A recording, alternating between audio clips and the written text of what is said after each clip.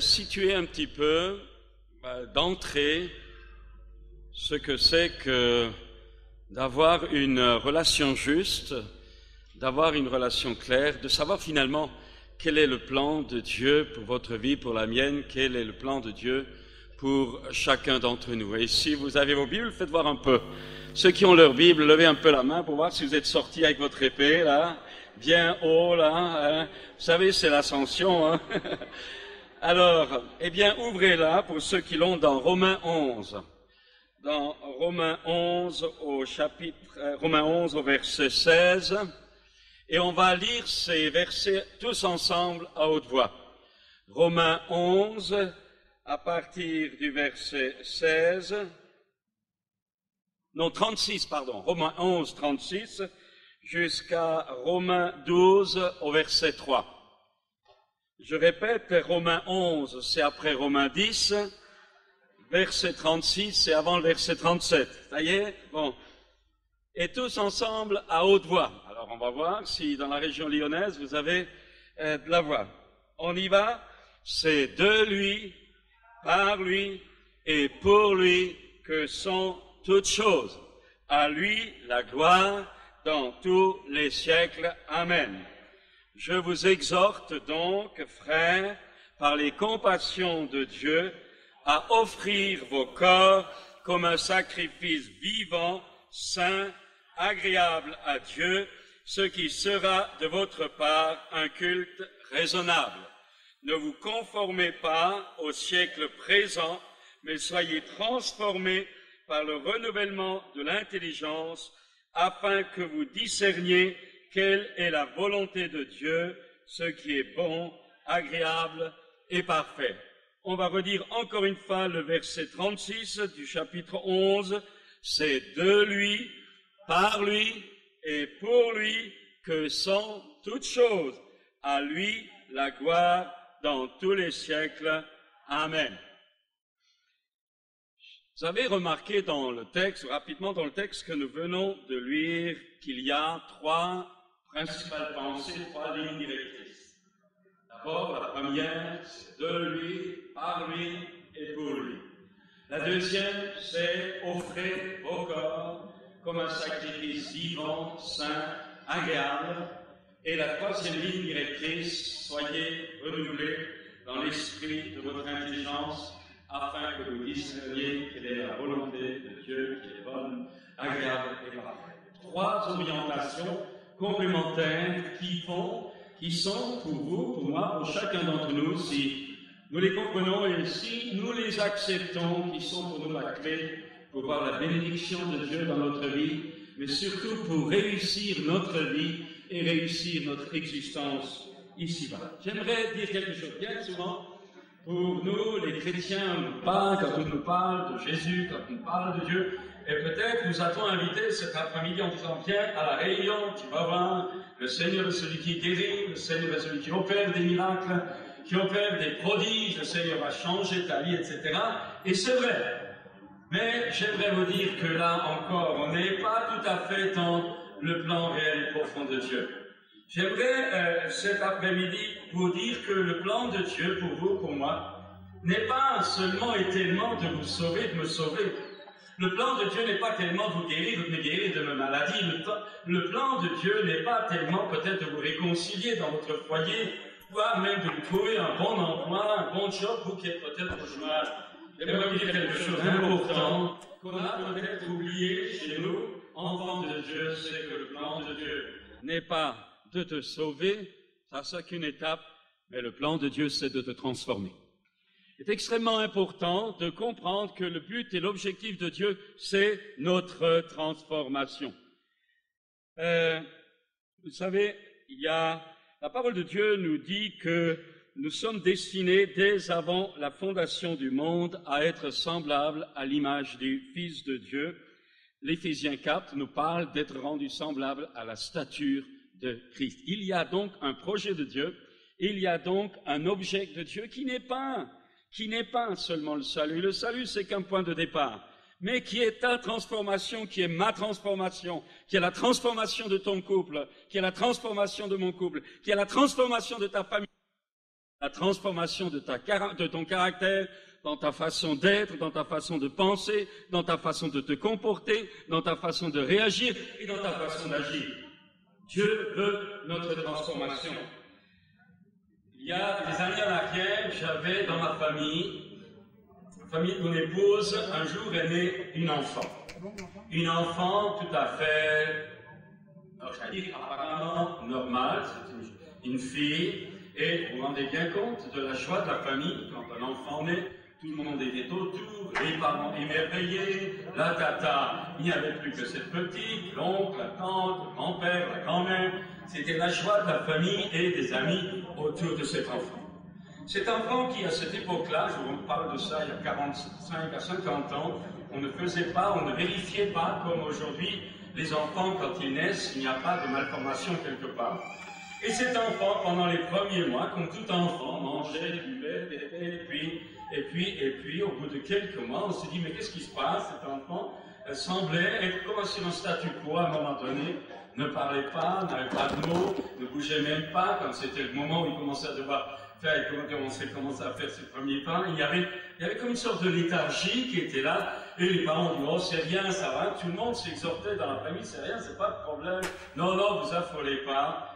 Jusqu'à ce qu'au bout d'un an, on a découvert que cet enfant était né sans glande thyroïde. Aujourd'hui, c'est une enfant qui a 47 ans, je crois, qui est à la Fondation Bost, à côté de Bergerac, et qui est une enfant handicapée à vie. Elle a 47 ans. Quand vous la voyez, vous diriez une enfant de 12 ans, complètement désarticulée, complètement infime. Pouvez-vous imaginer, comprendre, réaliser la souffrance de tous les membres de la famille quand on a découvert que cet enfant était infirme à vie? Les parents, la famille s'attendent quand un enfant naît, qu'il grandisse, se développe, devienne adulte, adolescent, tous les stades de la croissance pour arriver dans un plein épanouissement de la personnalité dans la vie. J'aimerais vous dire que ce qu'un père espère et compte, normalement une mère, un membre de la famille, a plus forte raison, notre Dieu, qui est un père. Que diriez-vous d'un enfant, d'un homme qui, encore à l'âge de 30 ans, continue à boire au biberon, continue à se comporter comme un gamin de l'âge de 6 ans? Vous diriez, mais c'est pas normal, il y a un problème de schizophrénie, il y a un problème de caractère, il y a un problème mental, etc. Eh bien, j'aimerais cet après-midi dire à chacun et à chacune que Dieu ne veut pas seulement notre nouvelle naissance, Dieu ne veut pas seulement cet après-midi te sauver, mais Dieu veut te transformer pour te rendre adulte à la stature parfaite de Christ. Dieu veut te rendre semblable à Jésus. Et je vais dire quelque chose. La Bible nous dit que Dieu a eu tellement de problèmes avec le péché qui est entré dans le monde. Notre planète dans laquelle nous vivons est tellement couverte par le mal et par la souffrance qu'il faut savoir que Dieu ne recommencera plus le même problème. Et que là-haut, n'entreront dans le ciel que des gens transformés. Sinon, les problèmes vont recommencer. Et nous devons comprendre que le message de l'Évangile, Dieu a tant aimé le monde qu'il a donné son Fils unique afin que quiconque croit en lui ne périsse point, mais qu'il ait la vie éternelle, mais que cette vie éternelle que Dieu, cet après-midi, veut donner encore à ceux ou celles qui ne le connaissent pas, mais cette vie éternelle que Dieu nous a donnée, à nous qui sommes croyants, n'est pas seulement donnée, c'est une vie de développement, c'est une vie de croissance, c'est une vie de mouvement.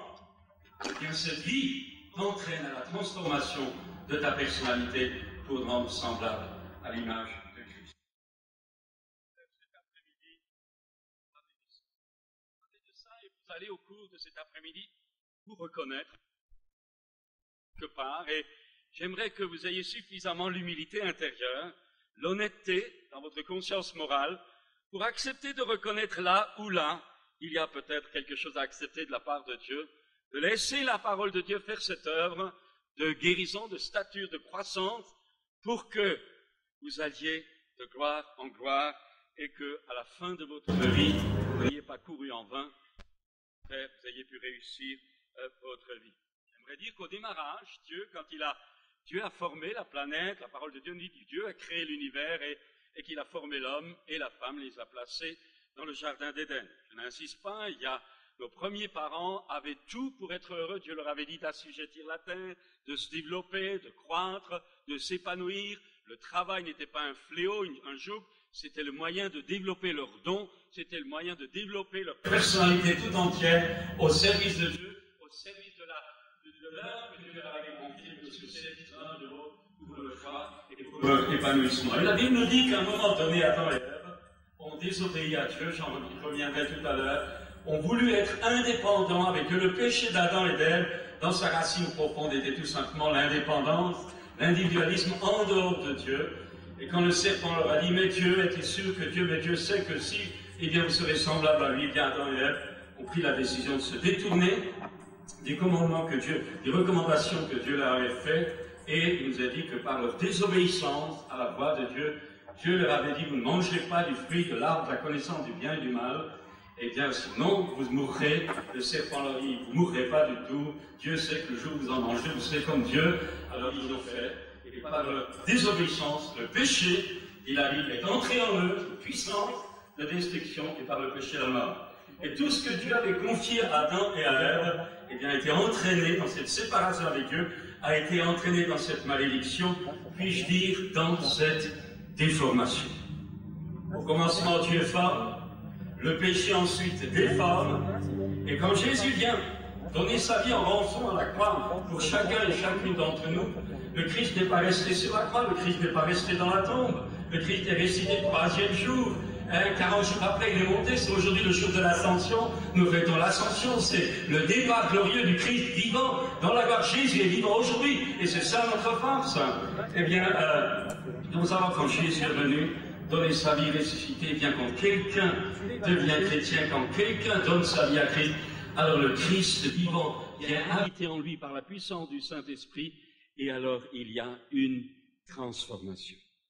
Formation au départ, déformation ensuite par le péché, et lorsque le Christ vient, il y a la transformation au plus profond de nous-mêmes. Et c'est de ça que j'aimerais parler. Dieu nous a laissé un modèle, la personne même de Jésus dans sa façon de se comporter alors qu'il était sur la terre, dans sa façon d'agir, de penser, de réagir, sa façon d'avoir une relation avec son Père Céleste, l'exemple qu'il a laissé pour chacun d'entre nous, que nous trouvons donc dans les Écritures. Et j'aimerais simplement encore dire ceci. Il y a, et c'est ça que j'aimerais parler, c'est-à-dire que Jésus est devenu un modèle pour notre caractère, pour notre manière d'être, pour notre manière de faire, notre manière de penser. Et j'aimerais aborder maintenant la question fondamentale, comment y parvenir? Comment puis-je être transformé?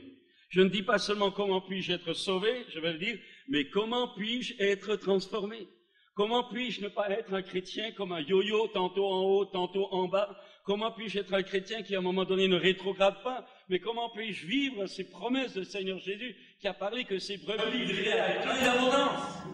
Comment puis-je réussir ma vie? Voilà l'objectif et voilà le point que j'aimerais soutenir. Et les textes que nous avons lus répondent en partie à cela.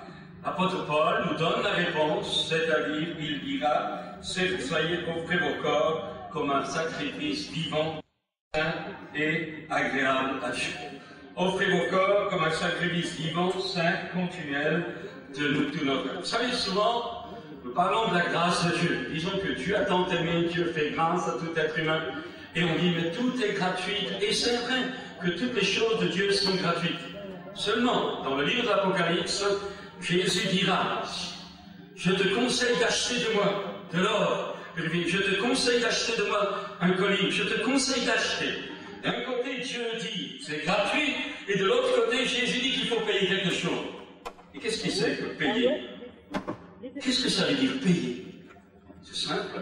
Tu ne peux pas acheter les choses de Dieu avec de l'argent. Tu ne peux pas acheter les choses de Dieu avec de l'or véritable. Mais tu peux recevoir les choses de Dieu si tu acceptes au fond de toi de renoncer à ce qui, au fond de toi, t'empêche de les recevoir. Et payer les choses de Dieu dans cette optique-là, c'est simplement accepter de renoncer à certains domaines de notre vie que nous savons au fond de nous qui sont des obstacles à la volonté de Dieu. Alors, cet après-midi, vous allez vous rendre compte très très vite, à fur et à mesure que je vais continuer, qu'il y a des choses peut-être auxquelles vous êtes accrochés. Il y a des choses peut-être auxquelles vous tenez. Il y a des choses peut-être pour lesquelles vous avez vécu ou pour lesquelles vous vivez aujourd'hui. Et je voudrais vous dire, aujourd'hui, la grâce de Dieu est pour chacun, pour chacune. Mais j'aimerais être honnête avec vous, il y a un prix à payer. Non pas avec de l'or, non pas avec de l'argent, mais en acceptant de renoncer à votre belle manière de vivre. Et ça, nous ne pouvons pas le faire pour vous.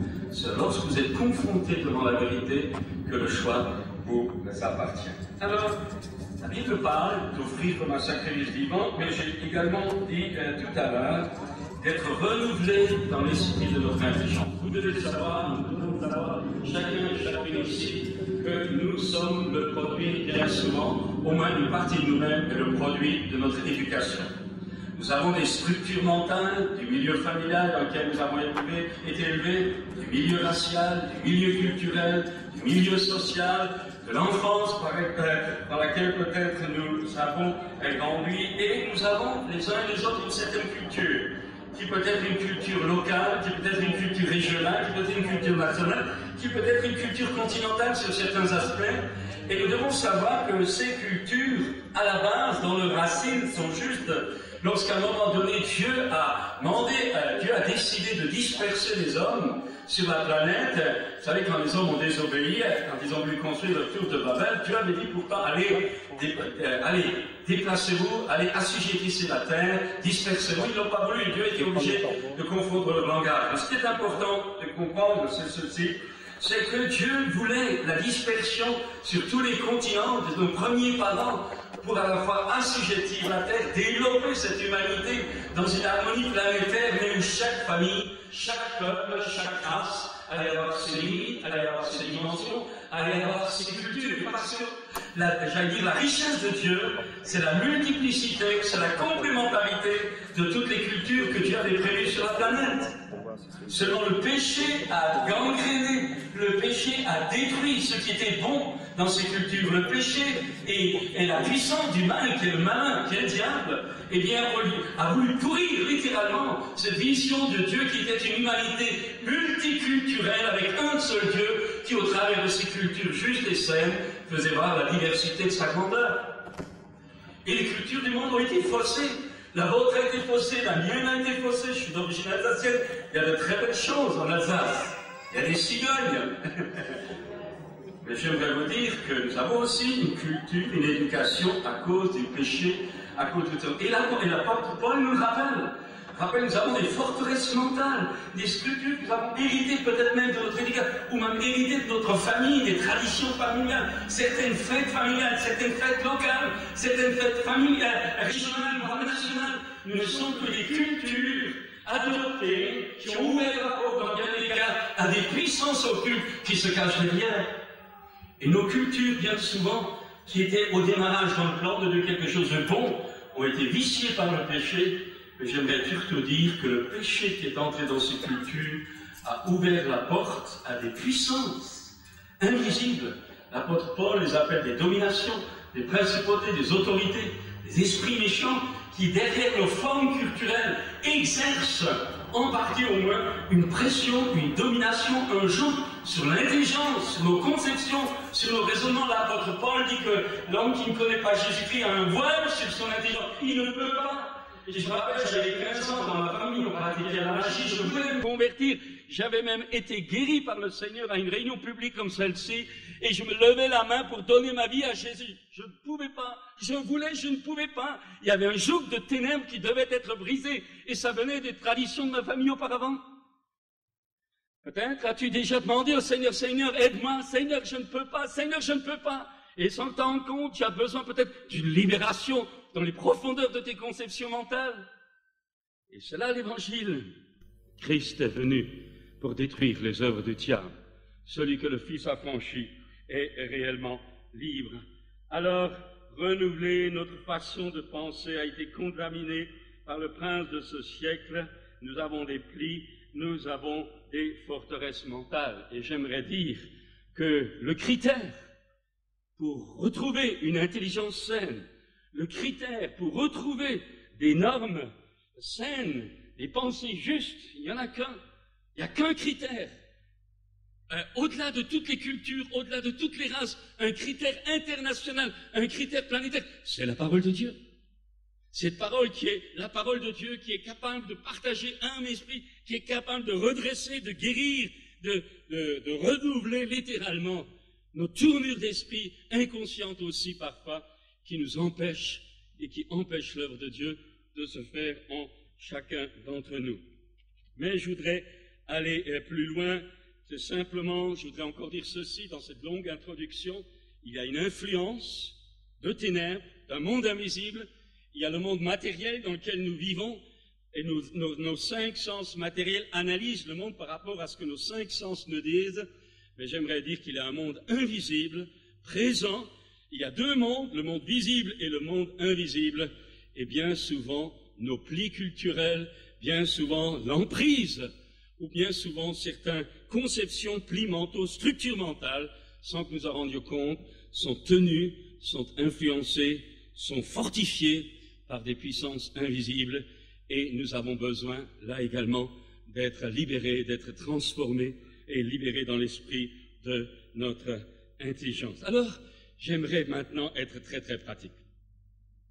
Quels sont les principaux courants, ou quelles sont les principales formes de pensée que, à fur et à mesure que je parlais, vous allez peut-être vous y reconnaître, qui sont un obstacle cet après-midi à ce que Dieu veut faire dans votre vie ou dans la mienne peut-être.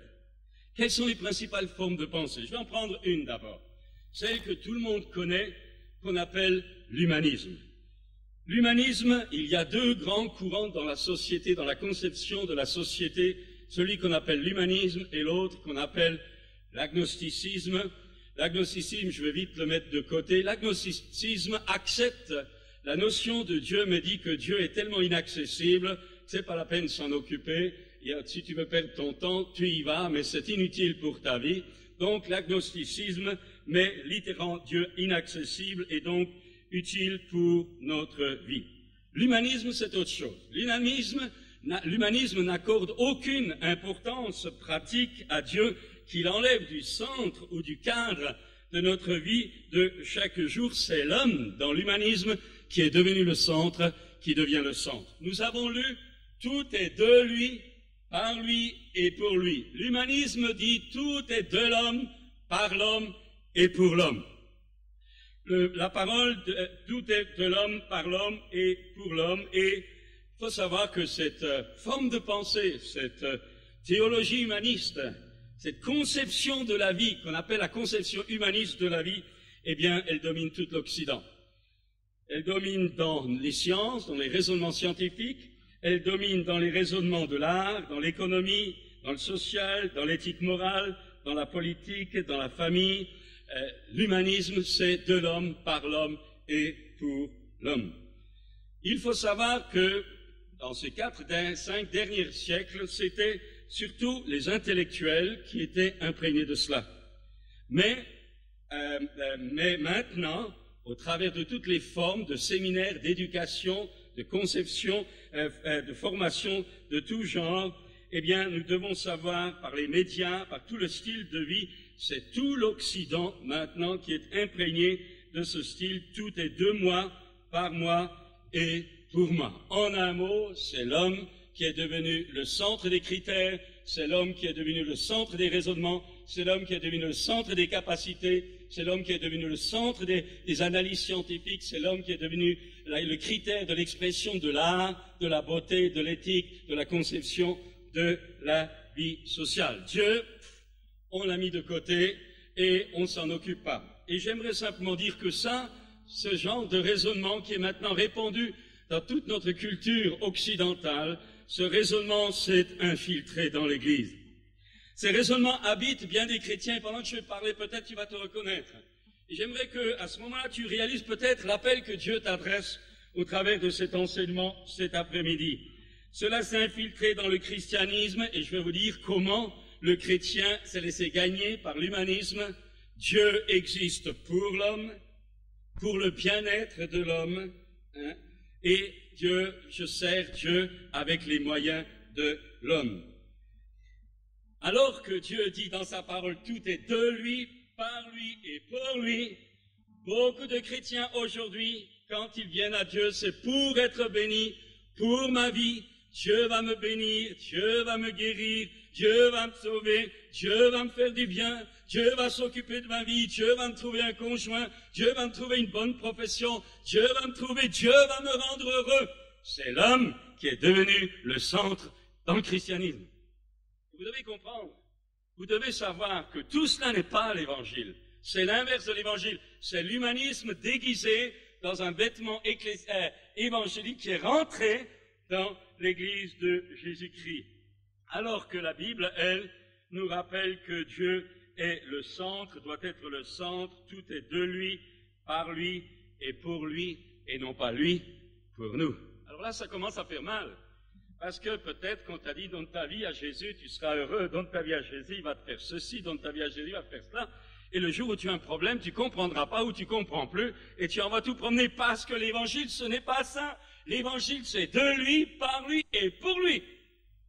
C'est extrêmement important de comprendre que notre siècle humaniste, dans notre siècle indépendance, d'individualisme, d'égocentrisme, nous avons besoin de redécouvrir la profondeur de l'évangile qui est d'amener toute pensée rebelle, tout individualisme en dehors de la relation avec Dieu à la seigneurie de Jésus-Christ. Jésus n'est pas d'abord notre sauveur, il est le Seigneur. Il veut être le Seigneur de ta vie, il veut être le Seigneur de ma vie, et lorsque je la permet d'être le Sauveur dans tous mes besoins. Mais il est Seigneur. Jésus-Christ est un Seigneur. Aller plus loin, l'humanisme engendra ce qu'on appelle le rationalisme. Le rationalisme, qu'est-ce que c'est? C'est que la raison est au-dessus de la foi. Ce que je ne comprends pas, je ne l'accepte pas. Nous sommes du pays de Descartes, hein, je pense donc je suis. Nous les Français, nous sommes fiers, nous n'avons pas beaucoup de pétrole, mais nous avons des idées. Hein. Ça, nous le savons, mais j'aimerais vous dire que c'est extrêmement important de savoir que le rationalisme est quelque chose qui est aussi une forteresse mentale qui bloque nos raisonnements. Ne pourront jamais comprendre tous les raisonnements de Dieu. Dieu dit, mes pensées ne sont pas vos pensées, mes voix ne sont pas vos voix. Je vais prendre un exemple, dans les pays du tiers-monde, on parle beaucoup des miracles dans le tiers-monde. Prendre un exemple, quand vous dites à un homme ou à une femme du tiers-monde, vous lui dites, Jésus veut te guérir, Jésus te guérit, maintenant, au nom de Jésus, lève-toi et marche. Cette personne est paralysée, vous lui dites, tu marches au nom de Jésus. Elle ne peut pas, elle va ramper 10 mètres, elle va ramper 20 mètres, elle va ramper 30 mètres, elle va ramper, parce que le prédicateur lui a dit, vas-y, il y va. Pourquoi? Parce qu'il a entendu la parole, il cogite pas. 30 mètres, 40 mètres, il y a un moment donné, il marche. Tandis que chez nous, en France, on dit marche, au bout de 5 minutes, oh mais il est fou celui-là, de quoi il demande? C'est un fanatique, c'est un marteau, c'est un mental. C'est pas possible, comment est-ce que je peux marcher alors que ça fait des années que je traîne ça? Comment est-ce que je peux? Et je commence à réfléchir, et je m'arrête. La raison au-dessus de la foi. Vous savez, un jour, il y avait un chasseur de 1000 pattes. Il essayait toujours d'attraper des 1000 pattes. Et 1000 pattes, il était toujours très vite, il n'arrivait jamais à rattraper. Un jour, au moment où il en a vu, là, il a posé la question, avec quelle patte tu commences? Et pendant que le 1000 pattes réfléchissait, il l'a attrapé. La testa, comme disent les Italiens. La raison au-dessus de la foi. Alors, j'aimerais aller faire un peu plus loin. J'aimerais vous montrer comme quoi nous avons des barrières mentales. Est-ce qu'il y a quelqu'un ici qui a souvent des problèmes au niveau du dos, des reins, de la nuque? Levez votre main. Je vois une dame qui s'est levée la première. Vous voulez venir un instant ici, madame?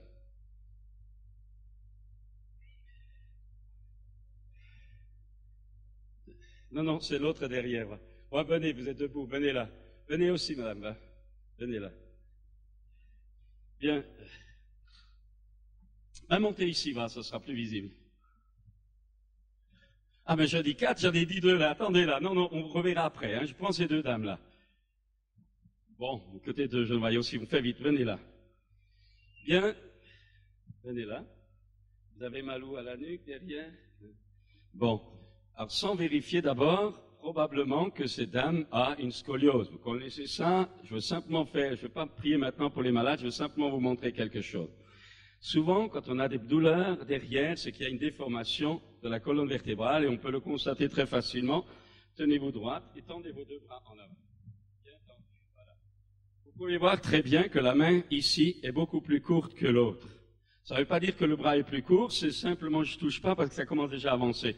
C'est que simplement, c'est qu'elle a une déviation de la colonne vertébrale. Vous pouvez garder les yeux ouverts, ça va vous encourager. Regardez maintenant, logiquement, scientifiquement, maintenant regardez le bras avance. Je vais demander qu'à vos yeux, le bras devienne plus long maintenant que l'autre, comme un signe de Dieu. Gardez votre bras tendu maintenant, non, gardez vos doigts tendus aussi. Tendus, raides. Tenez ça un instant. Non, non. Regardez-moi. Voilà. Allez. Seigneur, tu étends ta main. Merci Seigneur. Maintenant, prie à l'intérieur. N'êtes pas au spectacle. Simplement, je veux simplement montrer que ce que Dieu peut faire. Voilà, la main maintenant avance. Elle commence à être plus longue que l'autre. Au nom de Jésus maintenant. Au nom de Jésus. Demande-le si. N'ayez pas peur. Vous pouvez garder les yeux ouverts. Ça va. Priez les yeux ouverts. Soyez pas religieux. Soyez simplement naturel. Voilà. Maintenant, on va demander que le bras revienne normalement. Maintenant. Merci Seigneur. Ça se remet en place. Simplement. Seigneur, tu étends ta main.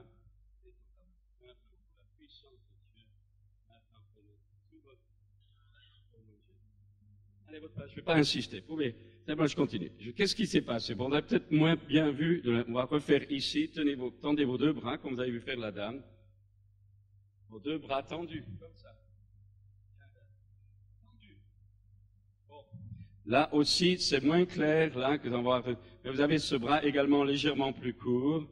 Alors, humainement. Bon, là, il avance d'ailleurs. Gardez vos bras tendus. Un peu d'énergie, là. Et regardez, il est beaucoup plus tendu. Bien tendu. Il est plus long que l'autre.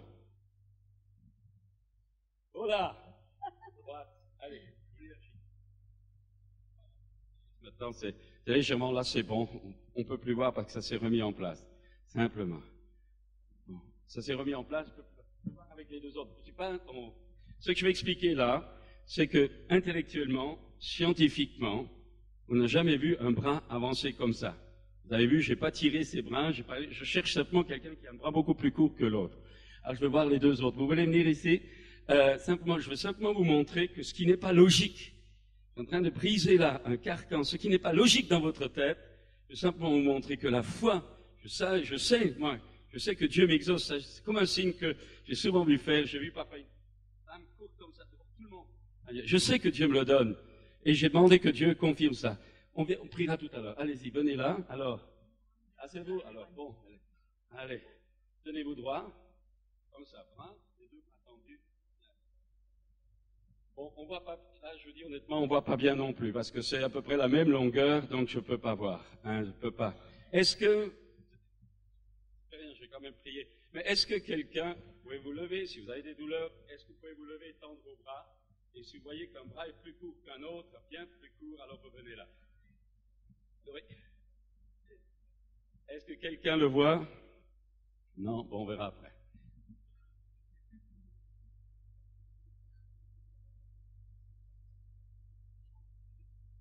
Bon, je suis désolé, mais comme vous avez... Si, il y en a une, alors venez.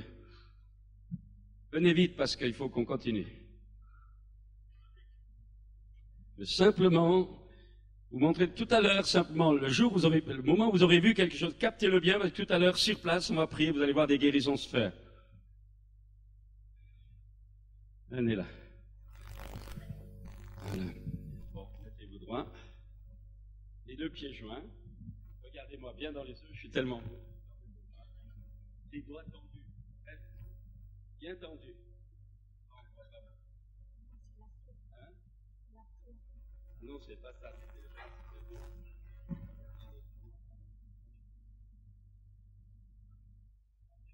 Non, on voit pas bien. J'aurais voulu quelqu'un qui va. C'est pas grave, j'ai quand même prié. Seigneur, tu es dans ta main. Que la puissance de Dieu traverse maintenant cette colonne vertébrale. Que ce sciatique soit totalement guéri au nom de Jésus. Seigneur, tu renouvelles, fortifie cette vie. Ne renvoie pas vide, Seigneur, tu es vivant. Je brise toujours en vous maintenant. Au nom de Jésus. Amen. Allez à votre place. Bon, on verra tout à l'heure. Mais j'aurais voulu, je cherche quelqu'un, vous verrez, réfléchirez tout à l'heure, on pourra. Vous mettez comme ça, et si vous voyez qu'un bras est bien plus court que l'autre, vous me le signalez, et à ce moment-là, on vous le montrera. Alors, on montrera. Bon, c'est pas grave. Maintenant, il faut que je continue. Je voulais simplement vous montrer ce qui, dans notre logique cartésienne, est comment c'est pas possible. Il y a un truc, c'est simplement le fait de bouger, c'est simplement le fait de bouger, etc. J'ai vu des guérisons, j'ai vu des témoignages enregistrés. Un petit truc comme ça, eh bien, a des causes, point illogiques, au point de vue structure mentale, mais dans la réalité, la présence invisible de Dieu fait bouger, avancer, croître les choses. J'ai vu au niveau des pieds, j'ai vu au niveau des hanches, ces choses se faire. Je veux simplement vous montrer que le grand problème que nous rencontrons, c'est ma formation scientifique, ma conception. Nous avons des barrières mentales, des plis mentaux qui s'opposent à l'esprit de miracle. Mais je voudrais continuer. Donc, la raison au-dessus de la foi, le rationalisme tue à la foi, et l'Église a perdu la foi dans le Dieu surnaturel. J'aimerais maintenant toucher le premier point important. La croyance est devenue. Nous amenons tout sur le terrain du raisonnement, nous amenons tout sur le terrain de la compréhension. Nous avons beaucoup d'enseignements, nous avons beaucoup de lectures, nous avons entendu bien des témoignages. Mais la question que j'aimerais ce matin, ce qui manque, et la seule clé, le seul chemin, le seul moyen pour arriver, c'est pas de comprendre certaines choses de Dieu, c'est pas de connaître certaines choses de Dieu, c'est d'avoir une révélation vivante de la personne de Jésus-Christ. Tu peux avoir avec Dieu une relation légale parce que tu connais ta Bible. Tu peux avoir avec le Seigneur Jésus une relation intellectuelle parce que tu connais les enseignements de la Bible. Mais la question que je te pose est celle-ci. As-tu eu surnaturellement la révélation de la personne de Jésus-Christ? Est-ce que la révélation par l'Esprit de Dieu t'a fait comprendre face à la lumière de la personne de Jésus, t'a fait comprendre, t'a fait réaliser ton péché à toi, t'a fait réaliser ton indignité à toi, t'a fait réaliser tes désobéissances à toi? Ce n'est que par la révélation surnaturelle, par l'Esprit de Dieu, de la personne de Jésus et de son œuvre, que nous acceptons véritablement de nous repentir de nos péchés, parce que nous ne luttons pas contre le péché, nous le reconnaissons, parce que la lumière de Dieu, à ce moment-là, révèle les tâches de notre vie et de notre cœur. Pourquoi y a-t-il tellement peu de repentance réelle? Parce qu'il manque de révélation. Nous avons beaucoup d'enseignements, beaucoup de prédicateurs, beaucoup de cassettes, mais seule la révélation surnaturelle te communiquera la vie de cette révélation. Ce n'est pas parce que tu comprends une chose que tu en as la vie, tu peux la comprendre sans en avoir la vie, mais il faut que tu reçoives la vie. Et cet après-midi, j'aimerais m'adresser à chacun et à chacune ici. Je ne dis pas, croyez-vous en Dieu? Des millions de gens dans le monde croient en Dieu. Je ne dis pas, croyez-vous au Seigneur Jésus? Les démons aussi, dit la Bible, croient au Seigneur Jésus. Je te pose la question honnêtement, sincèrement. As-tu rencontré Jésus-Christ personnellement? Est-ce que cette rencontre t'a changé au fond de toi? Est-ce que tu es né de nouveau? Est-ce que tu as regretté ta vie passée? Est-ce que tu as rejeté, à cause de la révélation de la personne de Jésus, as-tu rejeté ton ancienne manière de vivre? Est-ce que Jésus est devenu ton Seigneur? Ou est-ce que tu attends qu'on te bénisse? Tu attends d'être béni? En un mot, est-ce que tu mets Dieu à ton service? Ou est-ce que tu as eu la révélation que Jésus est Seigneur et que c'est toi qui dois te mettre au service de Jésus? Ça, il y a beaucoup de chrétiens faibles. Et je m'adresse à ceux ou celles parmi nous cet après-midi qui n'avaient jamais fait une rencontre personnelle avec Jésus. Jésus a dit, je me tiens à la porte d'un cœur et je frappe. Si quelqu'un s'il m'ouvre, j'entrerai chez lui. Il n'a pas dit que c'est sa pensée, il n'a pas dit que c'est une théologie sur lui, il n'a pas dit que c'est des raisonnements sur lui, il n'a pas dit que c'est un témoignage sur lui. Il a dit, lui, je rentrerai chez lui, je ferai ma demeure chez lui. Oh mon frère, ma sœur, chers amis, il est extrêmement important que le Christ vivant aujourd'hui entre dans ta vie, non pas mentalement seulement, mais spirituellement, dans une démonstration d'esprit et de puissance, surnaturellement, par la révélation et par sa venue que l'Esprit de Dieu donne. Avez-vous vécu ces choses? Sinon, excusez-moi, je suis désolé de vous le dire, mais vous êtes quelqu'un qui est tout simplement influencé par le rationalisme, et le rationalisme existe aussi dans le monde chrétien. Le rationalisme, j'ai pas le temps, le rationalisme a engendré autre chose. Il créa ce qu'on appelle le relativisme moral.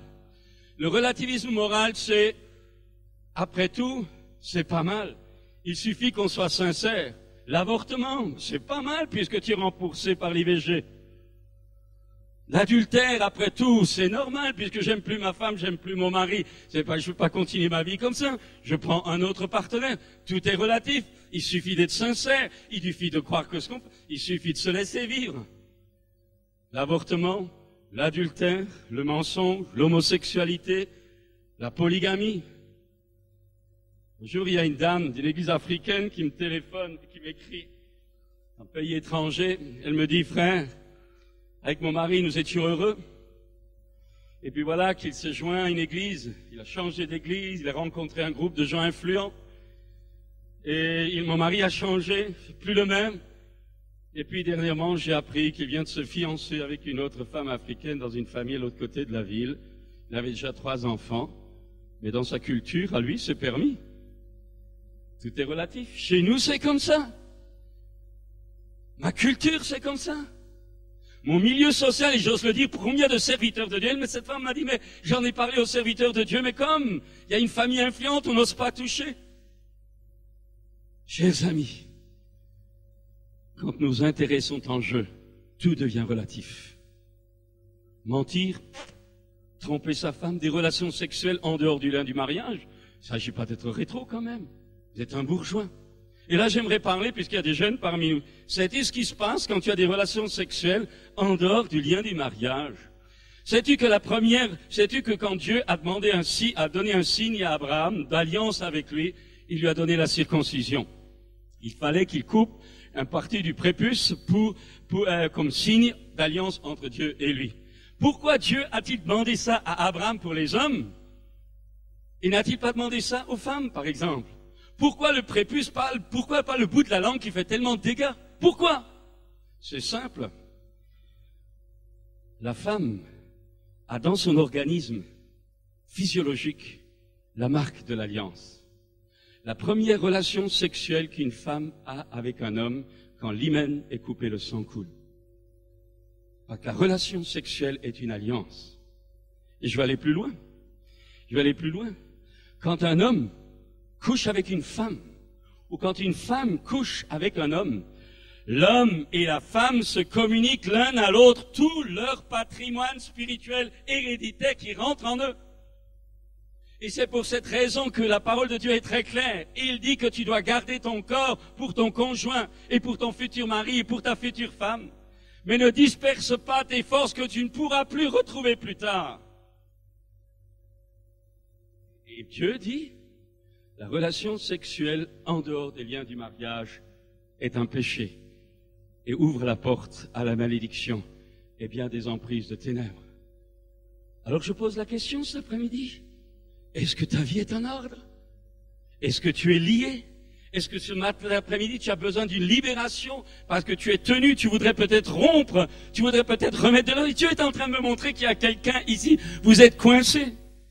Vous savez dans votre cœur que ce n'est pas juste la relation que vous avez demandé à Dieu de vous aider, mais vous n'avez jamais réussi. Parce que vos émotions, votre passion, parce qu'une force est là, et qui vous empêche d'arriver à cette liberté. J'aimerais vous dire cet après-midi, Jésus veut briser ta chaîne, mais il faut que tu viennes tout à l'heure. Il faut que tu fasses un choix. Ce que toi tu ne peux pas faire, il va le faire, mais il faut que tu viennes. Il faut que tu sois honnête avec toi-même. Et j'aimerais dire quelque chose. J'aimerais dire encore ceci, l'avortement, mentir, divorcer, se remarier, commettre adultère, tout est relatif. Tout est relatif, il suffit d'être sincère, se marier avec un inconverti, se marier avec une inconvertie, après tout, vous êtes des religieux. Tout est relatif. C'est mal pour celui qui pense mal. Pourquoi est-ce qu'on est arrivé à une telle tolérance qui est pour d'autres une telle déviation? Pourquoi est-ce qu'on est arrivé? C'est simple. Parce que l'homme est devenu le critère personnel de ses propres, et l'homme est devenu le centre de ses propres critères. Vous savez, quand Dieu a interdit à Adam et à Ève dans le jardin d'Éden de manger du fruit de l'arbre de la connaissance du bien, il dit, tu peux manger tout, mais ça non. L'homme n'avait pas le droit, et Dieu n'a pas délégué à l'homme la capacité de savoir ce qui est bien et de savoir ce qui est mal. Dieu lui a donné sa parole. Et l'homme s'est détourné. Il a choisi, lui, d'être son propre repère. Et souvent, vous entendez des personnes dire, mais moi, je crois en Dieu. L'adultère, mais après tout le monde le fait. Changer de conjoint, après tout, je suis malheureux. Renier l'engagement de sa jeunesse, après tout, il y a autre chose maintenant, je l'aime plus, j'aime quelqu'un d'autre. Et puis ce n'est pas mal, il y a beaucoup de gens qui n'ont même plus la conscience tourmentée parce que dans leur tête et dans leur cœur, ils sont devenus leur propre repère de ce qui est juste et de ce qui n'est pas juste. Et ils se trompent. Alors, et ça s'appelle tout simplement le rationalisme qui a entraîné le relativisme moral. Le rationalisme tua les points de repère de Dieu. La raison devient Dieu à la place de Dieu. Et à partir de ce moment-là, sans que nous en rendions compte, derrière tous ces raisonnements, il y a une puissance surnaturelle qui vient, parce que dès que tu es en dehors de Dieu, dans les notions de morale, dans les notions spirituelles, tu ouvres la porte à une puissance invisible, destructrice.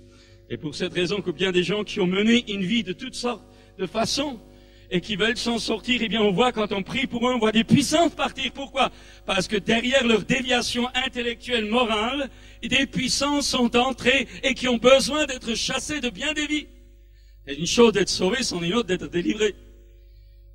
Alors que Jésus a tout fait à la croix, j'aimerais encore dire encore un autre point.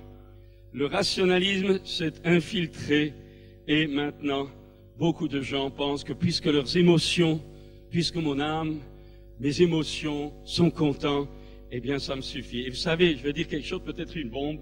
Je crois que pour beaucoup de chrétiens, il y a une confusion entre ce que la Bible appelle le travail de l'âme, le travail de nos émotions, le travail de notre intelligence, le travail de nos capacités émotionnelles. L'importance de la musique dans notre société est un travail de l'âme. Et les gens pensent que parce qu'il y a une bonne ambiance, parce qu'il y a une bonne harmonie, parce que la beauté musicale me transporte, on pense que c'est Dieu. Non, c'est le travail de l'âme. Et l'être humain aujourd'hui s'occupe du corps, s'occupe du côté physique, il s'occupe du domaine émotionnel. Et vous le savez, on parle beaucoup de drogue, mais je pense aussi que la musique peut devenir une drogue pour bien des personnes. On a remplacé Dieu, une relation vivante avec Dieu, par de la musique. Pas contre la musique, si elle vous emmène à aller plus loin dans une relation vivante avec Dieu. Et c'est extrêmement important. Il y a des gens, dès qu'on entre dans la voiture, on met la cassette, rentre à la maison, on met la cassette, toujours besoin d'un fond musical. Mais j'aimerais dire que ça ne remplace pas la relation personnelle, vivante avec le Seigneur lui-même. Là aussi, j'ai pas le temps d'insister, mais j'aimerais dire ceci. Dieu doit être au centre de notre vie. La foi au-dessus de la raison, notre Dieu est tout puissant et plus grand que notre compréhension. Il y a une autre barrière encore qui existe. C'est ce qu'on appelle le sécularisme qui vient du mot siècle. Il a surgi comme une réaction à l'Église officielle du XVIe siècle qui voulait avoir tous les pouvoirs. Le sécularisme propose la séparation entre ce qu'ils appellent le séculier et le spirituel, entre le sacré et le profane. Et ils vous disent, il ne faut pas mélanger Dieu et la science, la vie normale de chaque jour. Il n'y a pas de problème pour le sécularisme, tu peux croire en Dieu, tu peux croire toutes sortes de choses pour Dieu, mais il ne faut pas mélanger ça avec la vie qui rentre de la semaine. Que tu crois en Dieu, que tu loues Dieu le dimanche, pas de problème. Mais dans la semaine, il faut que tu aies les pieds sur terre. Ça, la semaine, c'est gagner son pain, avoir une vie. Alors là, c'est pas tellement Dieu là-dedans. Et Dieu maintenant, c'est toi, tu retrousses tes manches et tu gères ta vie de famille, tu gères ta vie de chaque jour. En un mot, par le sécularisme, la vie se divisa en deux camps.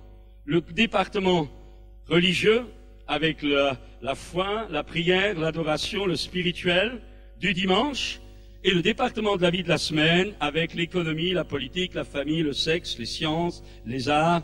Tout cela, c'est le séculier et tu dois le gérer avec les normes de la vie actuelle. Mais j'aimerais dire que ça aussi c'est faux. Ça aussi c'est rentré dans l'Église.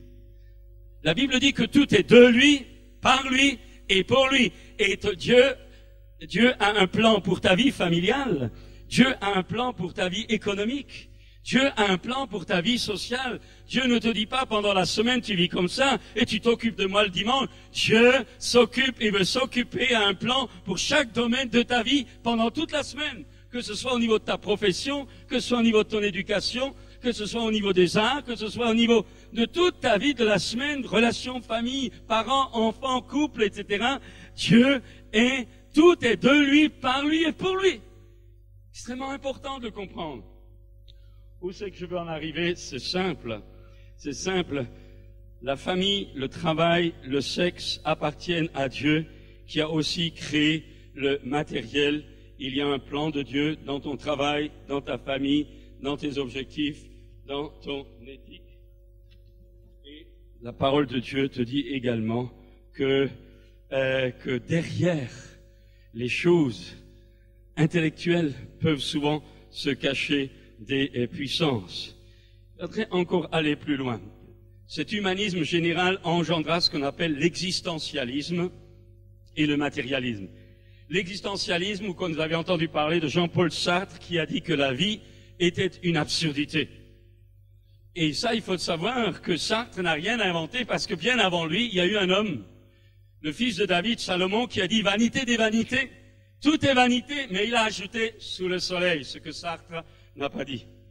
Et nous devons comprendre que si l'homme n'a pas un centre transcendantal, si un être humain n'a pas la conscience qu'il y a un au-delà après la vie, qu'il y a une éternité après la vie, alors la vie est réellement une absurdité. Parce qu'on voit l'injuste triompher, on voit le méchant dominer, on voit le juste exploiter, on voit le pauvre qui devient plus pauvre, le riche qui devient plus riche. S'il n'y a pas d'au-delà, alors la vie ici sur la planète est une absurdité. Et Sartre aurait raison. Mais la Bible dit, et c'est Jésus qui est venu pour le mettre en évidence, la Bible dit que la vie ici-bas n'est qu'un temps de préparation pour un au-delà. Jésus dira, cherchez d'abord le royaume de Dieu et sa justice, et tout le reste vous sera donné en plus. Le matérialisme, si l'homme, le Fils de Dieu nous a révélé que Dieu est notre Père, a mis en évidence la vraie vie et l'immortalité, que la vie ne se termine pas sous le soleil. Nous appartenons à un autre monde quand nous devenons chrétiens. C'est l'éternité en Dieu, au travers de la personne de Jésus-Christ qui vient habiter en nous. Et l'Esprit de Dieu au fond de nous, cet esprit d'éternité qui vient à notre conversion, eh bien nous ouvre la vision de l'éternité et nous aide à nous préparer dans notre transformation jusqu'à la stature du Christ pour pénétrer à l'heure de Dieu dans la présence du Père et occuper la place que le Seigneur aura pu nous préparer là-haut dans sa gloire. Alors, j'aimerais dire, le Fils de Dieu, la vie ne se termine pas ici-bas, notre vie ici-bas est la préparation de l'au-delà. Donc, comme je viens de le dire, cherchez d'abord le royaume de Dieu et sa justice et tout le reste sera donné par-dessus. Notre cité à nous, elle est là-haut. Alors, vous allez me dire, mais pourquoi il dit ça? Parce que cette conception des choses a engendré le matérialisme. Le matérialisme, c'est l'homme à deux dimensions, le matériel et le spirituel. Pour le chrétien, c'est le spirituel, c'est l'au-delà, c'est la préparation dans la gloire, parce que ce monde passe, mais le royaume de Dieu et l'éternité en Dieu demeurent éternellement. Alors, j'aimerais dire, le matériel, eh bien, dispose la notion matérielle au-dessus du spirituel. Notre société s'occupe de l'âme, du corps, mais ne tient pas compte de ce que l'être humain a, un esprit, une partie immatérielle que Dieu prépare pour l'éternité. Alors, où je veux en venir, là aussi, le plus important est le spirituel pour le chrétien. Et là aussi, le matérialisme est rentré dans l'Église. Puis-je le dire, mangeons-nous spirituellement tous les jours? Lavons-nous notre intelligence par la parole de Dieu, l'hygiène spirituelle. Le matérialisme veut nous dominer chez beaucoup de chrétiens. Le matérialisme domine le spirituel et est devenu un critère de bénédiction. La vraie prospérité, et là j'aimerais insister, la vraie prospérité, on entend beaucoup parler de la vraie prospérité, La vraie prospérité, le mot prospérité dans l'hébreu c'est le succès. Le vrai succès pour un homme, le vrai succès pour une femme, c'est d'accomplir la volonté de Dieu pour sa vie tous les jours de sa vie. C'est extrêmement important. Et si tu as un raisonnement qui te dit que la prospérité, c'est de devenir riche, alors que Dieu veut peut-être te permettre qu'à un moment donné tu sois pauvre pour être un exemple pour les pauvres, eh bien c'est le matérialisme qui est rentré dans ton cœur, c'est le matérialisme qui est rentré dans ta pensée chrétienne, et tu as fait de matérialisme ton Dieu. Alors, le matérialisme a invoqué les priorités, a inversé les priorités. Je rappelle, Jésus a dit, cherchez d'abord le royaume de Dieu et sa justice. Et je voudrais vous dire quelque chose. Savez-vous, quand Jésus a remporté le plus grand succès de sa vie, savez-vous où Jésus a été le plus prospère au point de vue spirituel de sa vie? Savez-vous quand Jésus a été au summum de sa réussite dans sa marche avec Dieu? À la croix. Je veux le dire, à la croix. Et quand on voit les chrétiens coincés, incapables de bouger ou de renoncer, vous comprenez que leur apparent succès est en réalité la révélation de leur réelle pauvreté. Mon frère, ma sœur, réussir ta vie, ce n'est pas dire parce que tu as réussi professionnellement, ce n'est pas parce que tu as réussi matériellement, ce n'est pas parce que Dieu te bénit dans les finances, ce n'est pas parce que Dieu te bénit par une belle profession, ce n'est pas parce que Dieu te bénit par une belle famille. La vraie réussite, c'est est-ce que tu as accompli la volonté de Dieu chaque jour et chaque dans la journée dans ta vie? Jésus a dit, ma nourriture, c'est de faire la volonté de celui qui m'a envoyé. Alors je m'adresse d'abord à ceux peut-être qui au milieu de nous, jamais réellement connu la vie. Alors je ne veux pas vous tromper si vous dites donner ma vie à Dieu, je vais être riche, ce n'est pas forcément vrai. Dieu peut permettre que certains d'entre nous deviennent riches, mais non pas pour être le centre de leur richesse, mais pour utiliser leur richesse pour le bien des autres. Mais Dieu peut permettre, bien souvent dans ta vie, que tu vives des temps précaires. Dieu ne te lâchera pas, mais Dieu ne veut pas que le matérialisme soit le centre de ta vie et que tu sois esclave du matérialisme. La notion du succès qu'on veut nous apporter est fausse parce qu'elle tire son origine de l'humanisme et du matérialisme. L'apôtre Paul a dit, j'ai appris à être dans l'abondance et dans la disette. Je puis tout par Christ qui me fortifie. Voilà un homme riche qui a réussi sa vie.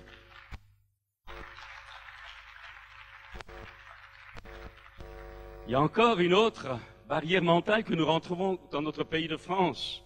C'est ce qu'on appelle l'hédonisme. L'hédonisme, c'est se faire plaisir. La valeur suprême de la vie, c'est le plaisir.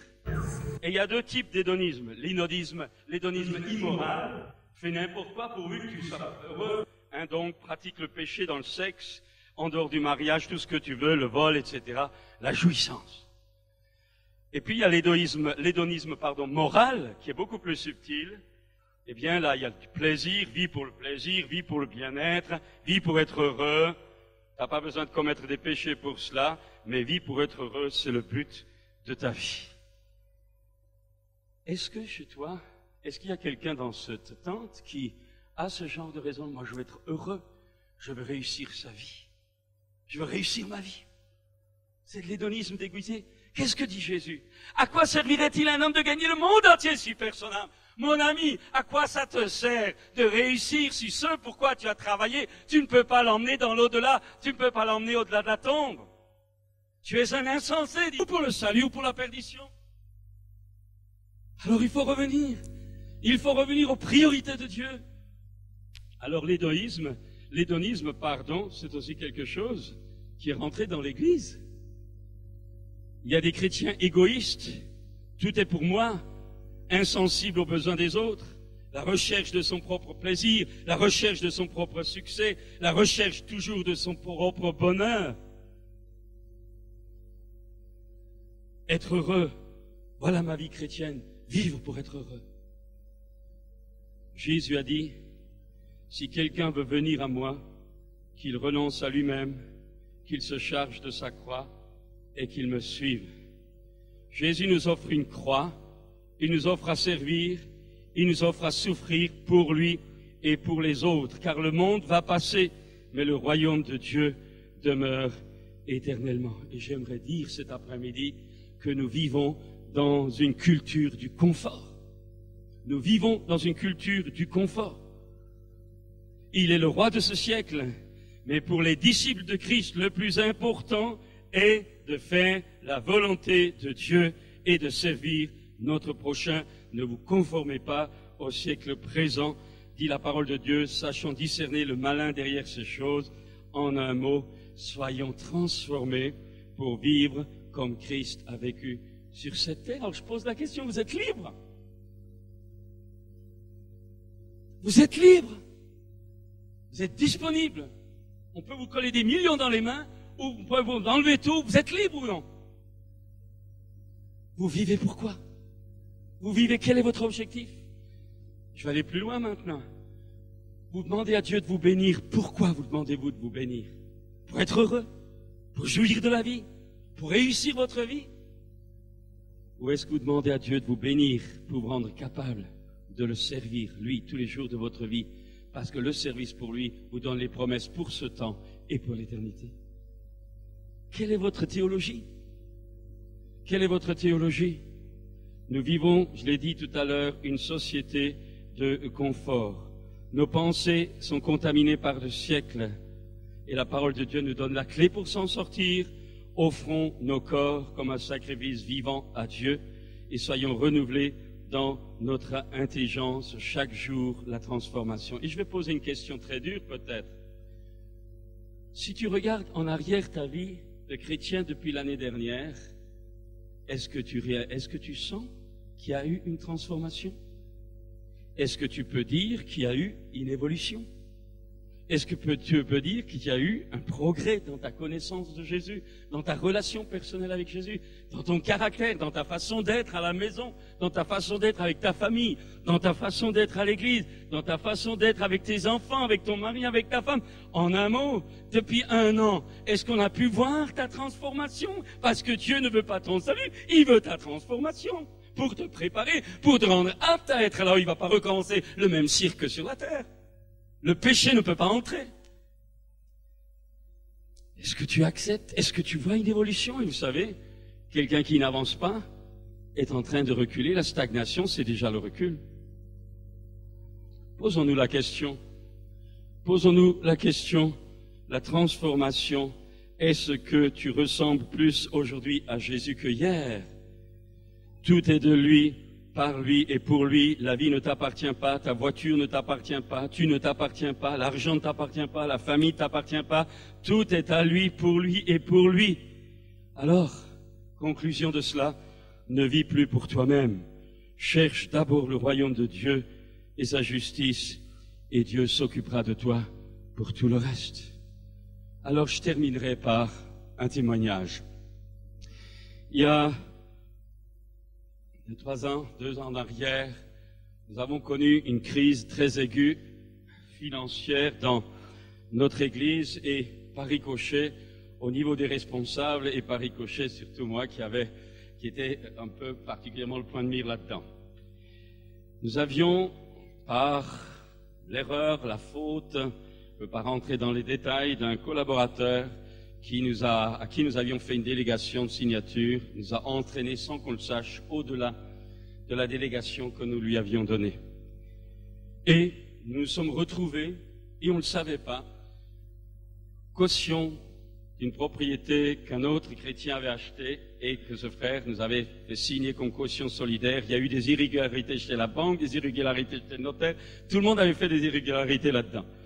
Eh bien, on s'est retrouvé avec un jour la visite d'un huissier, 3 700 000 francs de réclamation sur le dos, et on a découvert le poteau rose.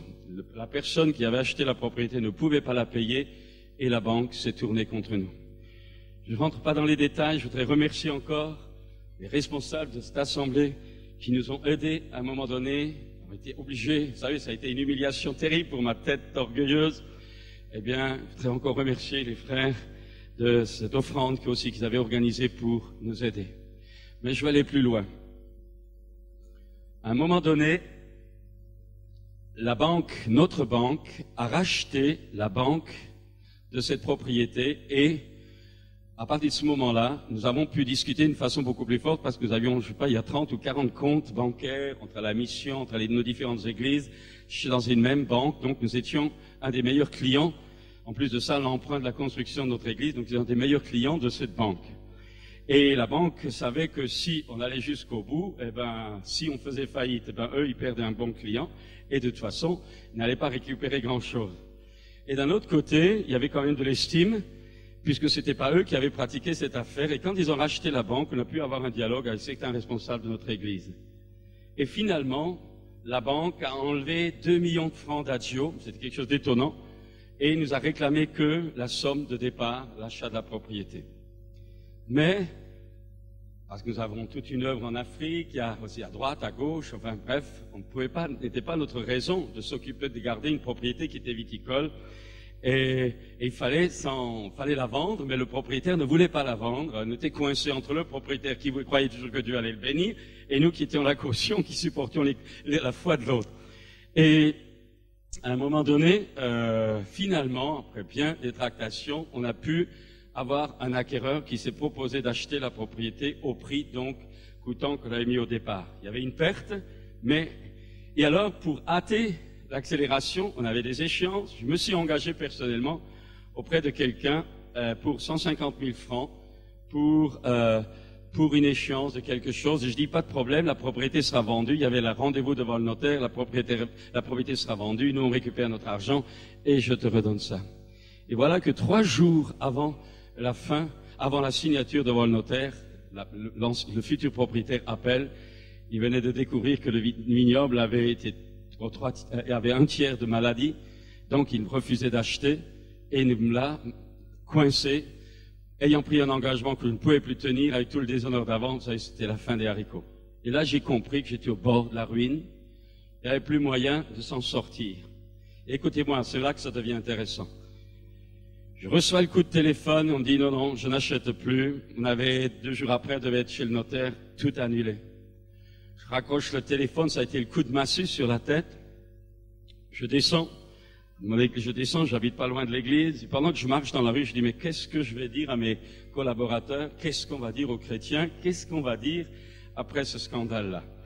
Et alors que je marchais, tout à coup, Dieu m'a fait rappeler une prédication que j'avais entendue du récit de la femme d'un prophète qui est venu trouver Élisée. Et lui a dit, ton serviteur, le prophète, mon mari est mort. Et le créancier, il a des dettes, et il a laissé des dettes, et le créancier vient pour récupérer nos 2 enfants, pour les prendre en esclavage. Elle appelle donc Élisée au secours. Et Élisée lui dit, écoutez bien cela, parce que c'est la même question que je vous pose de la part de Dieu maintenant. Élisée lui dit, qu'est-ce que tu as? Au lieu de dire, je veux faire un miracle, etc., il lui dit, qu'est-ce que tu as? Et la femme, elle dit, j'ai rien. Ah, dit, si, j'ai un petit pot d'huile, j'ai un pot d'huile à la maison, nous allons faire les derniers gâteaux et puis on va mourir. Élisée lui dit, tu vas aller faire ramasser les pots vides dans tes voisinages, tu prends ces pots dans ta chambre, ta maison, tu fermes la porte et tu verses l'huile. La femme a obéi, les enfants lui ont tendu les vases vides et aussi longtemps qu'il y avait des vases vides, elle a versé et l'huile se multipliait, se reproduisait jusqu'à ce que tous les vases soient pleins. Quand c'est fini, quand les vases ont été pleins, l'huile s'est arrêtée. Et là, elle a dit, elle est allée trouver le serviteur de Dieu, elle lui a dit, voilà, j'ai fait ce que tu m'as demandé, les vases sont pleins, l'huile s'est arrêtée, les vases sont pleins. Alors Élisée lui dit, tu vas vendre cette huile, payer tes dettes, comme ça le créancier ne pourra rien, et avec le reste, tu continueras à vivre. Et la question était donc, qu'il lui avait posée, qu'est-ce que tu as? Et je terminerai par là. Je marchais dans la rue quand Dieu m'a rappelé ça, et j'ai entendu au fond de moi, imperceptiblement, dans ma conscience, cette parole de Dieu. Qu'est-ce que tu as? J'étais au bord de la faillite, mon église était au bord de la faillite. Vous savez, ça représente toute une série d'églises, des œuvres, des projets, des collaborateurs, des gens à plein temps, à mi-temps, etc. Le déshonneur était déjà tellement grand. Eh bien, qu'est-ce que tu as? T'avais rien. Et puis là, qu'est-ce que tu as? Eh bien, 3 semaines auparavant, quelqu'un nous avait envoyé en cadeau de l'étranger 6 000 francs français. Ta seule... Et j'avais fait cadeau à ma femme. J'ai dit, tiens, s'il arrive quelque chose, vous savez, on vit une vie missionnaire, c'est jour après jour. Alors, j'ai dit, mets ça de côté, si jamais quelque chose, j'avais été tombé malade, donc j'ai dit, si jamais il y a quelque chose, qui a au moins cet argent, mets ça de côté. 6 000 francs. Et pendant que je marche dans la rue, j'entends, qu'est-ce que tu as? Qu'est-ce que tu as? Je dis rien. Ah, si.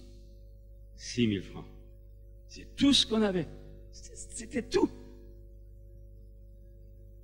Je dis, mais comment je vais expliquer ça à ma femme? Je rentre à la maison. Je lui dis, voilà, écoute, c'est la fin. La vente est annulée. La vente est annulée. Je ne sais plus comment faire. Et voilà que ma femme me dit, et si on donnait les 6 000 francs? Moi, pendant que je rentrais à la maison, je disais, Seigneur, il faut que tu parles à ma femme. Et moi qui arrive à la maison, elle me dit, et si on donnait les 6 000 francs? Et je lui ai dit, tu ferais cela? Oui. C'était jeudi soir. Vendredi matin, c'était jour férié. Après, vendredi matin, à 10h30, je cours chercher l'argent. Et je donne cet argent au trésorier de l'église. Je dis, cherche pas à comprendre, prends cet argent, envoie-le à la banque. Il était en retard, envoie-le à la banque. À 11h30, il envoie ça à la banque, vendredi, parce que la banque fermait, je crois, vers 4h ou 5h. C'était une banque du sud de la France. Lundi matin, je reçois un coup de téléphone de la SAFER, l'organisme qui s'occupe des trucs agricoles. Monsieur le pasteur, nous venons d'un acquéreur, il paye cash, il le prend immédiatement, etc. Et c'était réglé. A pu vendre. Où je veux en arriver? La conclusion de tout ce que je viens d'enseigner. Tu es peut-être venu avec des besoins. Tu es peut-être venu, tu ne connais pas Dieu. Tu n'as peut-être jamais fait une rencontre avec Jésus. Peut-être es-tu venu, tu as une maladie. On t'a dit, on va prier dans cette réunion pour les malades. Seigneur, je veux la guérison. Cette femme est venue vers Élisée et dit, Seigneur, je vais te rendre mes enfants pour être rendus en esclavage. Peut-être as-tu un problème de chômage.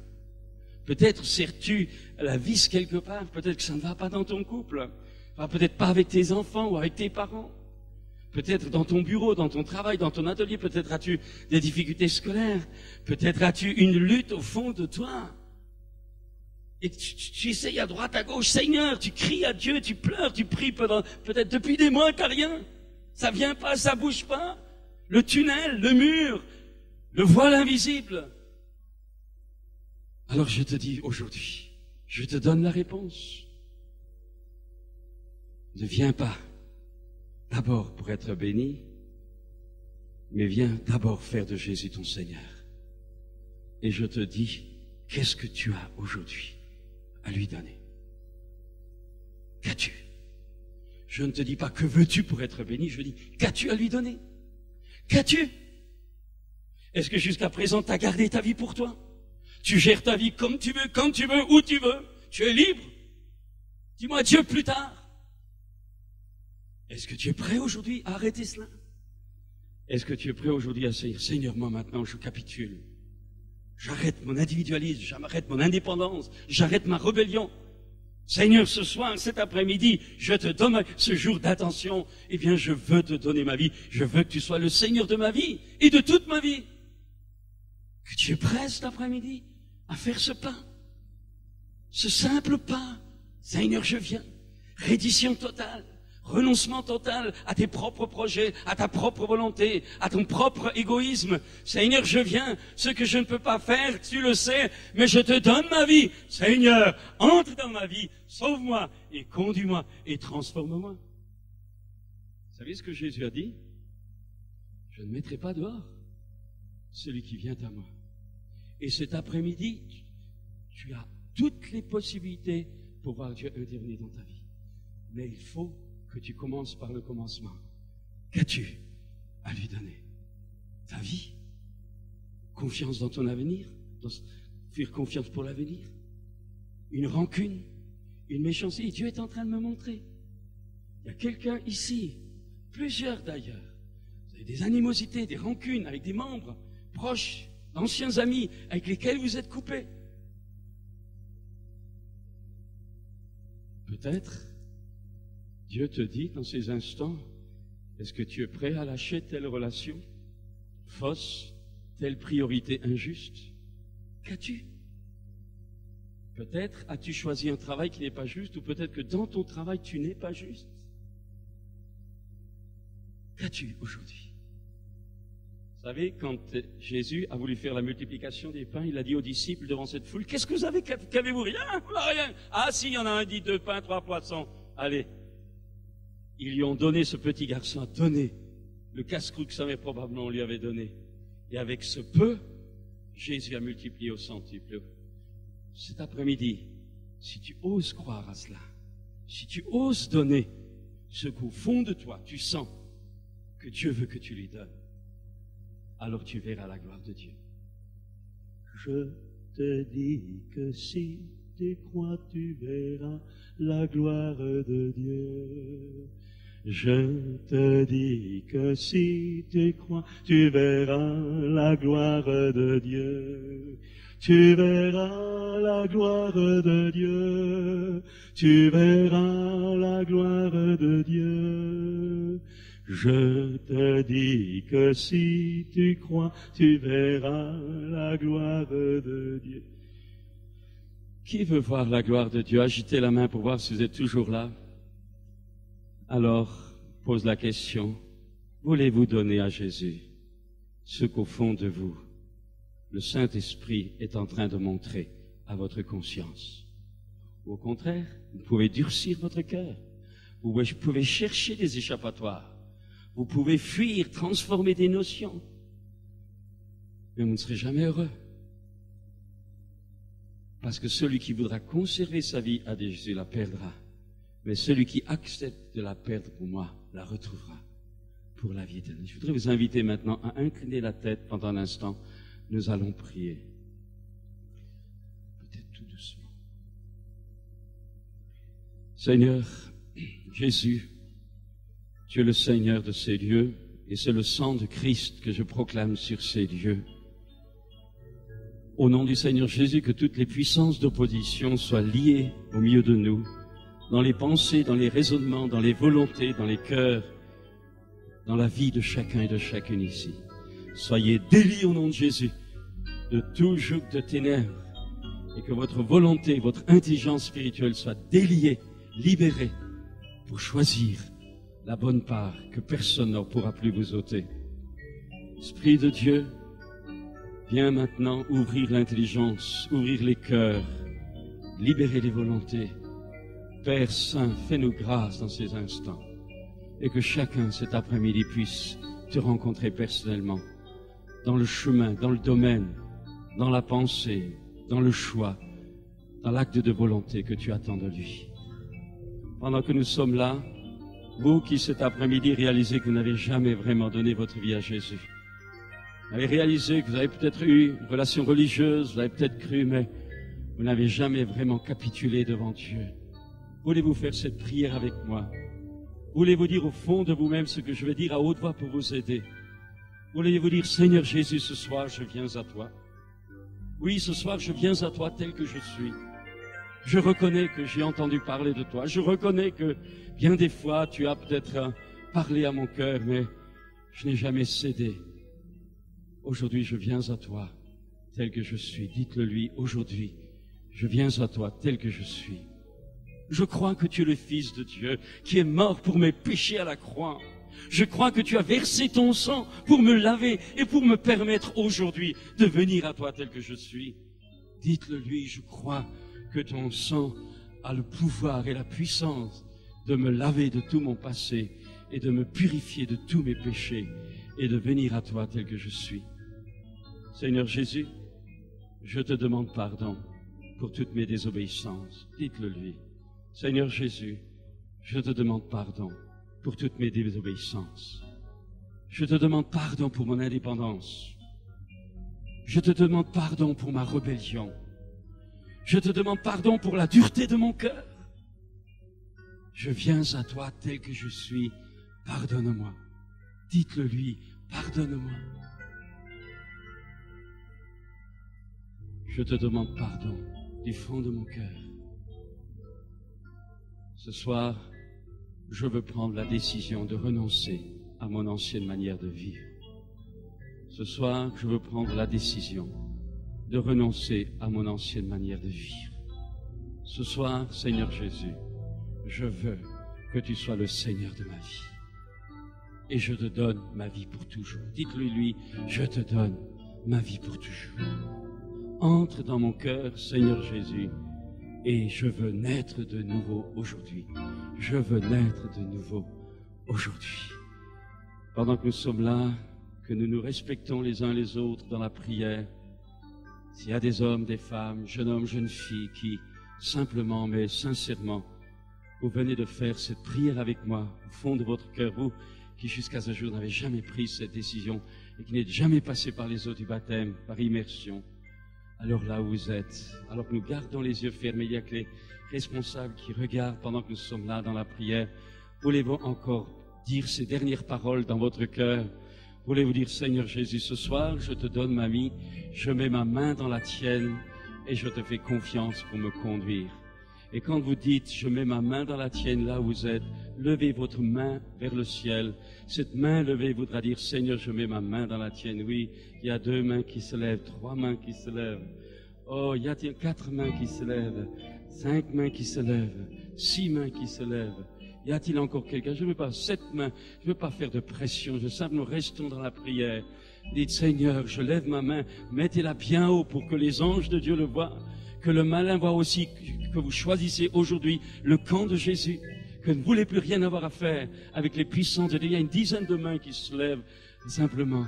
Seigneur, tu vois ces mains levées.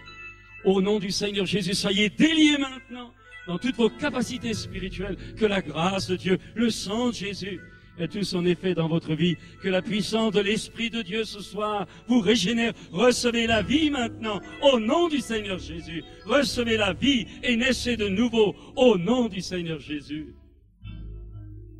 Oui, baissez votre main, Seigneur, nous sommes là, devant toi. Et puis, Seigneur, nous continuons. Je voudrais m'adresser maintenant à ceux parmi nous qui sont chrétiens, qui réalisaient que, quelque part, eh bien, dans ce que j'ai partagé, eh bien, vous êtes laissés avoir. Peut-être est-ce de l'humanisme, vos raisonnements humains qui ont pris la place de la parole de Dieu et de l'autorité de la parole de Dieu. Vous craignez ce que le monde craint, vous raisonnez d'après le monde, et vous avez perdu la vision de ce que Dieu pense et de ce que Dieu dit dans sa parole. Voulez-vous ce soir dire, Seigneur, je veux revenir à ta parole, je veux que ce soit ta parole qui soit l'autorité de ma vie, l'étalon de mesure de mes façons de penser, de raisonner et d'agir. Voulez-vous le dire? Alors pendant que nous restons dans la prière, que ceux qui réalisent qu'il faut qu'ils reviennent à la parole de Dieu, levez votre main un court instant devant le monde. Oui, Dieu vous voit, je vous bénis au nom du Seigneur Jésus. Si vous réalisez maintenant que vous avez toujours eu peur de vous engager, parce que je crois Dieu est en train de me montrer que plusieurs parmi nous ont de la crainte. Vous avez eu jusqu'à ce jour beaucoup de crainte à vous engager avec Dieu. Et si ça ne marche pas? Et si ça ne va pas? Et si ça ne réussit pas? Est-ce qu'on voit tellement de choses autour de soi? Je voudrais maintenant, dans ces instants, vous dire, ne vous occupez plus des autres, ne regardez plus les autres, n'imitez pas les autres. Regardez à Jésus, il est le modèle, il est l'exemple parfait. Il ne vous lâchera jamais. Vous aurez des tribulations dans le monde. Mais prenez courage, a-t-il dit, j'ai vaincu le monde. Et Jésus est le Seigneur, il vous donnera la victoire dans vos épreuves. Alors si vous réalisez que vous avez eu peur de vous engager, si vous réalisez que vous avez eu la crainte d'aller vraiment dans ce chemin de l'abandon total, de la confiance totale entre ses mains pour chaque jour de votre vie, nous restons dans la prière. Voulez-vous lever votre main en disant, Seigneur, tu me vois ma main levée, j'ai besoin de toi. J'ai besoin maintenant que tu m'aides à revenir. J'ai besoin que tu m'aides à remarcher dans une vie de disciple. Seigneur, communique-moi la foi dont j'ai besoin. Communique-moi la vie dont j'ai besoin. Seigneur, dans ma faiblesse, je fais confiance à ta force. Oh Seigneur, remplis-moi de ton Saint-Esprit. Vous pouvez baisser votre main. Oh, je voudrais encore dire ceci. Si vous êtes quelqu'un qui est lié par le matérialisme, si vous cherchez vos aises, votre volonté propre, la satisfaction de vos désirs, si vous réalisez ce soir qu'en tant que chrétien, vous avez perdu votre premier amour, si vous réalisez qu'il vous manque cette flamme que vous aviez au commencement, si vous réalisez que vous n'avez plus le punch, que vous n'avez plus la saveur, si vous réalisez que vous n'avez plus l'engagement que vous aviez autrefois, Alors je vous en supplie au nom du Seigneur Jésus, revenez, revenez, revenez, réveille-toi toi qui dors. Dit la parole de Dieu. Alors, si vous réalisez que vous avez besoin d'un renouveau, besoin de la flamme du service, besoin de remettre les priorités, le Seigneur en premier, dans tous les domaines de votre vie, familiale, matérielle, professionnelle, conjugale. En un mot, si vous êtes d'accord pour dire Seigneur, moi, je reviens, je ne veux pas vivre pour moi, je veux vivre pour toi et pour mes frères.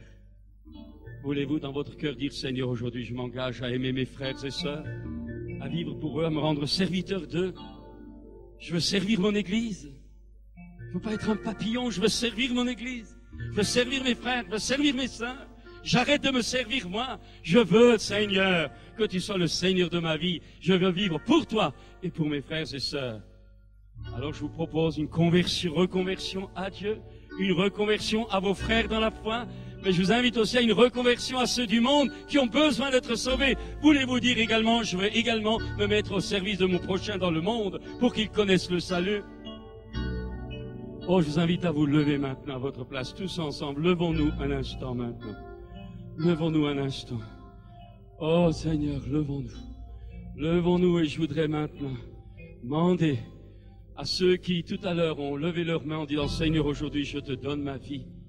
Vous qui n'avez jamais été baptisés, qui ce soir, des dizaines de mains qui se sont levées au départ, eh bien dans quelques instants, pendant que nous allons chanter tel que je suis sans rien à moi, sinon ton sang versé pour moi, et ta voix qui m'appelle à toi, agneau de Dieu, je viens, pendant que nous allons ensemble chanter ce cantique tellement beau et tellement vrai.